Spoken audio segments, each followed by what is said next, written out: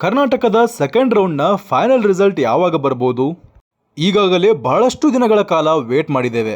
ಇವತ್ತು MCC ಅವರು ಎಚ್ಚೆತ್ತುಕೊಂಡು ಮತ್ತೆ ಒಂದು ರೀಶೆಡ್ಯೂಲ್ ಮಾಡಿರುವಂತಹ ಒಂದು ಶೆಡ್ಯೂಲನ್ನು ರಿಲೀಸ್ ಮಾಡಿದ್ದಾರೆ. ಈ ಶೆಡ್ಯೂಲ್ನಲ್ಲಿ ಬಹಳಷ್ಟು ಕಡಿಮೆ ಸಮಯವನ್ನು ನೀಡಿದ್ದಾರೆ. ಈ ಶೆಡ್ಯೂಲನ್ನು ನೋಡಿಕೊಂಡು ನಮ್ಮ ಕರ್ನಾಟಕದಲ್ಲಿ ಯಾವಾಗ ರಿಸಲ್ಟ್ ಬರ್ಬೋದು ಎಂಬುದನ್ನು ನಾನು ಈ ಒಂದು ವಿಡಿಯೋದಲ್ಲಿ ಹೇಳಲಿದ್ದೇನೆ. ಬನ್ನಿ MCCಯ ಸೆಕೆಂಡ್ ರೌಂಡ್ನ ಶೆಡ್ಯೂಲನ್ನು ಒಂದು ಸಲ ಡಿಸ್ಕಸ್ ಮಾಡೋಣ. ಮೊದಲಿಗೆ ಒಂದು ಸೀಟ್ ಮ್ಯಾಟ್ರಿಕ್ಸ್ ಅನ್ನು ಬಿಟ್ಟಿದ್ರು 3ನೇ ತಾರೀಕು. ಅದಾದಮೇಲೆ ಮತ್ತೊಂದು ಸೀಟ್ ಮ್ಯಾಟ್ರಿಕ್ಸ್ ಅನ್ನು ಅಂದರೆ JNMC ಕಾಲೇಜ್ ಮತ್ತು ESIC ಕಾಲೇಜನ್ನು ಆ್ಯಡ್ ಮಾಡಿ ಇನ್ನೊಂದು ಸೀಟ್ ಮ್ಯಾಟ್ರಿಕ್ಸ್ ಅನ್ನು ರಿಲೀಸ್ ಮಾಡಿದ್ರು. ಅದಾದ ಮೇಲೆ ಈಗ ರಿಜಿಸ್ಟ್ರೇಷನ್ ಮಾಡ್ಕೊಳ್ಳೋದಕ್ಕೆ MCCಯಲ್ಲಿ ರಿಜಿಸ್ಟ್ರೇಷನ್ ಮಾಡ್ಕೊಳ್ಳೋದಕ್ಕೆ ಮತ್ತು ಪೇಮೆಂಟನ್ನು ಮಾಡೋದಕ್ಕೆ ಟೈಮ್ ಎಷ್ಟಿದೆ ಅಂದರೆ ನಾಳೆ 12 ಗಂಟೆ ತನಕ ನಾಳೆ ನಿಮಗೆ ರಿಜಿಸ್ಟ್ರೇಷನ್ ಮಾಡ್ಕೊಳ್ಳೋದಕ್ಕೆ ಟೈಮ್ ಇರ್ತದೆ. ಅಷ್ಟೇ ಅಲ್ಲದೆ ನಾಡಿದ್ದು 2 ಗಂಟೆ ತನಕ ನಿಮಗೆ ಪೇಮೆಂಟನ್ನು ಮಾಡೋದಕ್ಕೆ ಅವಕಾಶ ಇರ್ತದೆ. ಅಂದರೆ ಇನ್ನೂವರೆಗೂ ಯಾರೂ ಕೂಡ ರಿಜಿಸ್ಟ್ರೇಷನ್ ಮಾಡ್ಕೊಂಡಿರಲ್ಲ MCCಯಲ್ಲಿ. ನಿಮಗೆ ಡೀಮ್ಡ್ ಸೀಟ್ಗಳನ್ನು ತೆಗೆದುಕೊಳ್ಬೇಕಂತ ಅಂದ್ಕೊಂಡಿದ್ದೀರೋ ಅಥವಾ ಗೋರ್ಮೆಂಟ್ ಕೋಟಾದಲ್ಲಿರುವಂತಹ ಸೀಟ್ಗಳನ್ನು ತೆಗೆದುಕೊಳ್ಬೇಕಂತ ಅಂದ್ಕೊಂಡಿದ್ದೀರೋ ಅಂತಹ ವಿದ್ಯಾರ್ಥಿಗಳು, ಮೆರಿಟ್ ಬೇಸಿಸಲ್ಲಿ ಇರುವಂತಹ ವಿದ್ಯಾರ್ಥಿಗಳು ಈಗ ರಿಜಿಸ್ಟ್ರೇಷನ್ ಮಾಡ್ಕೊಳ್ಬೋದು. 15ನೇ ಸೆಪ್ಟೆಂಬರ್ ಒಳಗಾಗಿ ನೀವು ಪೇಮೆಂಟನ್ನು ಕೂಡ ಮಾಡ್ಕೊಳ್ಬೋದು. ಕಾಷನ್ ಡಿಪಾಸಿಟ್ ಪೇಮೆಂಟನ್ನು ಮಾಡಿಕೊಂಡು ನೀವು ಪಾರ್ಟಿಸಿಪೇಟ್ ಮಾಡ್ಬೋದಾಗಿರುತ್ತೆ. ಅದೇ ರೀತಿಯಲ್ಲಿ ನೀವು ಚಾಯ್ಸ್ ಫಿಲ್ಲಿಂಗನ್ನು ಮತ್ತು ಚಾಯ್ಸ್ ಲಾಕಿಂಗನ್ನು ಮಾಡ್ಕೊಳ್ಳೋದಕ್ಕೆ ನಿಮಗೆ 15ನೇ ತಾರೀಕು ಲಾಸ್ಟ್ ಡೇಟ್ ಆಗಿರ್ತದೆ. ಚಾಯ್ಸ್ ಲಾಕಿಂಗ್ ಮಾಡದೇ ಇದ್ರೂ ಕೂಡ ಅದನ್ನು ಕನ್ಸಿಡರ್ ಮಾಡ್ತಾರೆ. ಚಾಯ್ಸ್ ಲಾಕಿಂಗ್ ಮಾಡುವುದು ಅಷ್ಟೊಂದು ಅನಿವಾರ್ಯವಾಗಿರೋದಿಲ್ಲ. ಅಂದರೆ 15ನೇ ತಾರೀಕು 8 ಗಂಟೆಯ ತನಕ, ರಾತ್ರಿ 8 ಗಂಟೆಯ ತನಕ ನಿಮಗೆ ಆಪ್ಷನ್ ಎಂಟ್ರಿಗಳನ್ನು ಆಲ್ಟರ್ ಮಾಡ್ಕೊಳ್ಳೋದಕ್ಕೆ, ಆಪ್ಷನ್ ಎಂಟ್ರಿಗಳನ್ನು ಹಾಕೋದಕ್ಕೆ, ಆಪ್ಷನ್ ಎಂಟ್ರಿಗಳನ್ನು ಹೊಸದಾಗಿ ಆ್ಯಡ್ ಮಾಡೋದಕ್ಕೂ ಕೂಡ ಅವಕಾಶ ಇರ್ತದೆ MCC ಕೌನ್ಸಿಲಿಂಗಲ್ಲಿ. ನೀವು ಹಾಕಿರುವಂತಹ ಆಪ್ಷನ್ ಎಂಟ್ರಿಗಳನ್ನು ಕಂಪ್ಯೂಟರ್ ಪ್ರೊಸೆಸ್ ಮಾಡಬೇಕಲ್ಲ, ಆ ಪ್ರೊಸೆಸ್ಗೆ 15ನೇ ತಾರೀಕು ಮತ್ತು 16ನೇ ತಾರೀಕು 2 ದಿನಗಳ ಕಾಲ ತೆಗೆದುಕೊಳ್ತಾರೆ. ಈಗ ನಿಮ್ಮ ಪ್ರೊಸೆಸ್ ಆಗಿರುವಂತಹ ರಿಸಲ್ಟನ್ನು ಬಿಡೋದು 17ನೇ ತಾರೀಕು MCCಯ ರಿಸಲ್ಟ್ ಬರ್ತದೆ. ಸೆಪ್ಟೆಂಬರ್ 17ನೇ ತಾರೀಕು MCCಯ ರಿಸಲ್ಟ್ ಬಂದರೆ KEಯ ರಿಸಲ್ಟ್ ಯಾವಾಗ ಬರ್ತದೆ ಅಂದರೆ 17ನೇ ತಾರೀಕು MCCಯ ರಿಸಲ್ಟನ್ನು ಬಿಟ್ಟು ನಿಮಗೆ 1 ದಿನಗಳ ಕಾಲ KE ಅವರು ನಿಮ್ಮ ಒಂದು ಸೀಟ್ ಸಿಕ್ಕಿರ್ತದಲ್ಲ ಅದನ್ನು ನೋಡಿಕೊಂಡು ಫ್ರೀ ಎಕ್ಸಿಟ್ ಮಾಡ್ಕೊಳ್ಳೋದಕ್ಕೆ ಅವಕಾಶವನ್ನು ಕಲ್ಪಿಸ್ತಾರೆ.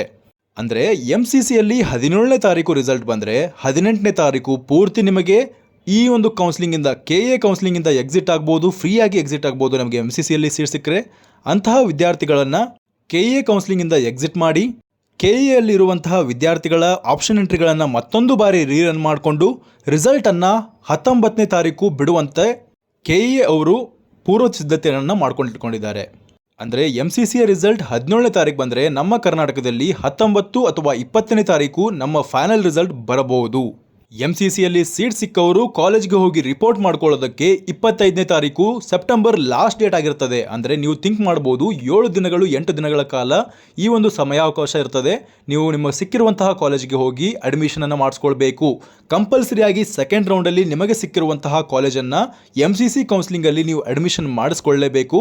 ಮಾಡಿಸ್ಕೊಂಡು 3ನೇ ರೌಂಡಿಗೆ ನೀವು ಅಪ್ಗ್ರೇಡೇಷನ್ ಮಾಡ್ಕೊಳ್ಬೋದಾಗಿರುತ್ತೆ. ಈಗ ಕಾಲೇಜ್ಗೆ ಹೋಗಿ ನೀವು 25ನೇ ತಾರೀಕು ಒಳಗಾಗಿ ಅಡ್ಮಿಷನನ್ನು ಮಾಡಿಸ್ಕೊಂಡಿರ್ತೀರಾ. 26 ಮತ್ತು 27ನೇ ತಾರೀಕಂದು ನೀವು ಒಂದು ಡಾಟಾವನ್ನು ವೆರಿಫಿಕೇಷನ್ ಮಾಡ್ತಾರೆ. ಅದಾದಮೇಲೆ ಮುಂದಿನ ರೌಂಡ್ಗಳನ್ನು ಸ್ಟಾರ್ಟ್ ಮಾಡ್ತಾರೆ. ಈಗ ನಿಮಗೆ ಒಂದು ಐಡಿಯಾ ಸಿಕ್ಕಿದೆ ಅಂದ್ಕೊಳ್ತೀನಿ. ಕರ್ನಾಟಕದ ರಿಸಲ್ಟ್ ಯಾವಾಗ ಬರ್ಬೋದು ಎಂಬುದು ಕೂಡ ನಿಮಗೆ ತಿಳಿದಿದೆ ಅಂತ ಅಂದ್ಕೊಳ್ತೇನೆ. ಇನ್ನೊಂದು ಬಾರಿ ಹೇಳ್ತೇನೆ, 17ನೇ ತಾರೀಕು ರಿಸಲ್ಟ್ MCCದು ರಿಸಲ್ಟ್ ಬಿಟ್ಟರೆ 18ನೇ ತಾರೀಕು ಇಲ್ಲಿಂದ ಎಕ್ಸಿಟ್ ಆಗೋದಕ್ಕೆ ಅವಕಾಶವನ್ನು ಕೊಡ್ತಾರೆ.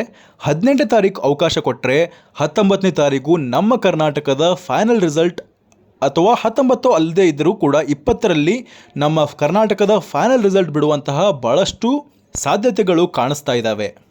ಅಕಸ್ಮಾತಾಗಿ ಸೀಟ್ಗಳು ಸೆಕೆಂಡ್ ರೌಂಡಲ್ಲಿ ಆ್ಯಡ್ ಆದರೆ, ಎಕ್ಸಾಂಪಲ್ ಆಗಿ ನಿಮ್ಮ ಫರೂಕಿಯಾ ಕಾಲೇಜ್ ಆಗಿರ್ಬೋದು, ಫರೂಕಿಯಾ ಮೆಡಿಕಲ್ ಕಾಲೇಜು, ಸಿದ್ಧಗಂಗಾ ಮೆಡಿಕಲ್ ಕಾಲೇಜಿನಲ್ಲಿ 50 ಸೀಟ್ಗಳು ಮತ್ತು ಚಂದ್ರಮದಲ್ಲಿ 50 ಸೀಟ್ಗಳು, ಹಾಗೆ ಇನ್ನಿತರ ಕಾಲೇಜ್ಗಳಲ್ಲಿ ಯಾವುದಾದ್ರೂ ಸೀಟ್ಗಳಲ್ಲಿ ಆ್ಯಡ್ ಆದರೆ ಸೆಕೆಂಡ್ ರೌಂಡಲ್ಲಿ ಅದನ್ನು ರೀರನ್ ಮಾಡ್ಕೊಳ್ಬೇಕಾಗುತ್ತೆ.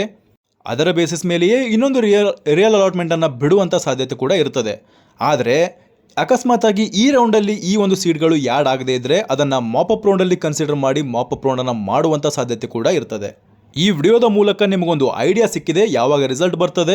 ಅಷ್ಟೇ ಅಲ್ಲದೆ ಈ ಒಂದು ಸೆಕೆಂಡ್ ರೌಂಡ್ ಪೂರ್ತಿಯಾಗಿ ಮುಗಿಯೋದಕ್ಕೆ ಈ ಮಂತ್ ಎಂಡಿಂಗಲ್ಲಿ ಬರ್ತದೆ. ಅಂದರೆ 27ನೇ ತಾರೀಕುವರೆಗೆ ಈ ಒಂದು ಸೆಕೆಂಡ್ ರೌಂಡ್ ಕೌನ್ಸಿಲಿಂಗ್ಗೆ ಪೂರ್ತಿಯಾಗಿ ಮುಗಿಯೋದಕ್ಕೆ ಅಷ್ಟೊಂದು ಸಮಯಗಳ ಕಾಲ ನಿಮಗೆಲ್ಲ ಕಾಲಾವಕಾಶ ದೊರಕ್ತದೆ. ಅಂದರೆ ಈ ಮಂತ್ ಎಂಡಲ್ಲಿ ನಿಮಗೆ ಸೆಕೆಂಡ್ ರೌಂಡ್ ಮುಗಿಯುತ್ತದೆ. ಮುಂದಿನ ಮಂತಲ್ಲೇ ಮಾಪಪ್ ರೌಂಡ್ಗಳು ಸ್ಟಾರ್ಟ್ ಆಗ್ತವೆ. ಇದಿಷ್ಟಾಗಿತ್ತು ಈವರೆಗಿನ ಮಾಹಿತಿ. ಈ ಮಾಹಿತಿ ನಿಮಗೆ ಇಷ್ಟವಾಗಿದ್ದರೆ ಚಾನಲನ್ನು ಸಬ್ಸ್ಕ್ರೈಬ್ ಮಾಡಿಕೊಳ್ಳಿ. ಹಾಗೆ ನಿಮ್ಮ ಫ್ರೆಂಡ್ಸ್ಗಳಿಗೂ ಈ ವಿಷಯವನ್ನು ಶೇರ್ ಮಾಡಿ. ಧನ್ಯವಾದಗಳು.